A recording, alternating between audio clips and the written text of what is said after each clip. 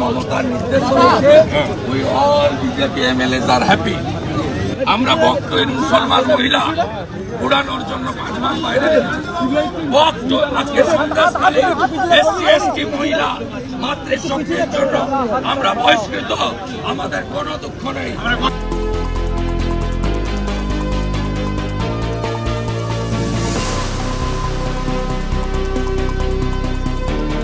বিধানসভার ভেতরটাকে বিরোধী দল কোনোদিনই এই 2 বছর 2.5 বছর হয়ে গেল কোনোদিন ব্যবহার করলেন না।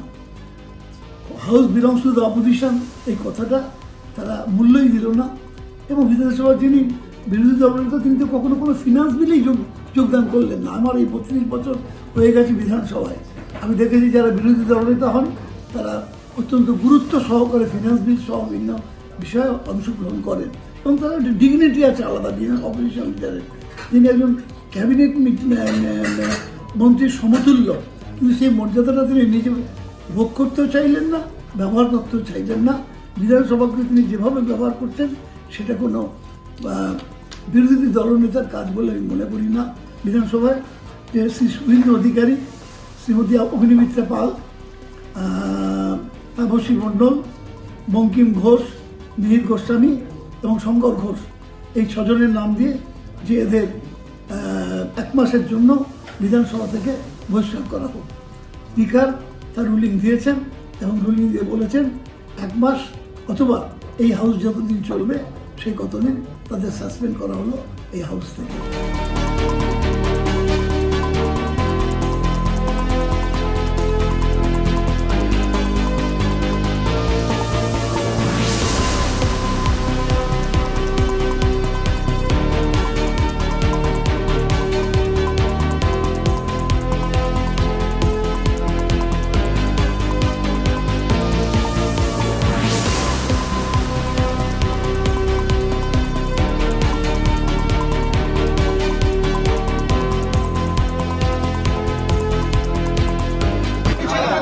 সেটাকে ভাইলেট করা হচ্ছে।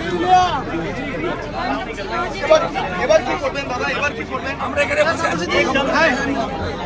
এই মন্ত্রী দাঁড়িয়ে আছে, পুলিশকে ডিসিশন নিতে হবে।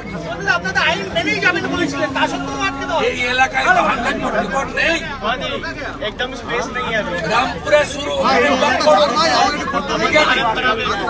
আমরা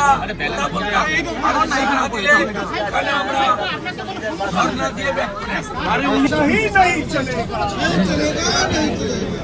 सही नहीं चलेगा।